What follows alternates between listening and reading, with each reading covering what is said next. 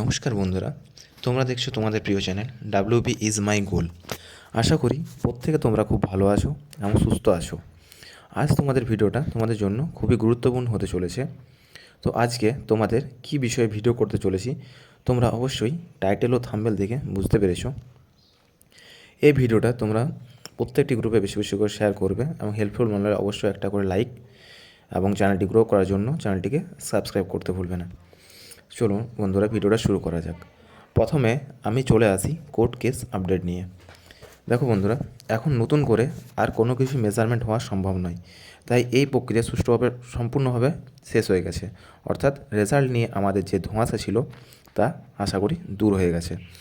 Result তোমাদের আগামী 72 ঘন্টার মধ্যেই অর্থাৎ 20 বা 21 তারিখে আসার একটা প্রবল সম্ভাবনা রয়েছে বন্ধুরা। তোমরা ওয়েবসাইটে ক্রমাগত নজর রাখো, অর্থাৎ সম্ভবত রেজাল্ট এই সপ্তাহের শেষেই প্রকাশিত হতে চলেছে, এমনটাই ধরে রাখো তোমরা।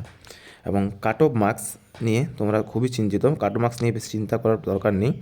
কাট অফ মার্কস অন্যবারের মতো এবারও 10 থেকে 12 বাড়ারই সম্ভাবনা রয়েছে, যেটা অন্যবারে হয়। খুব একটা কাট অফ বাড়ার সম্ভাবনা নেই, কারণ খুব একটা ক্যান্ডিডেট পাসও করেনি।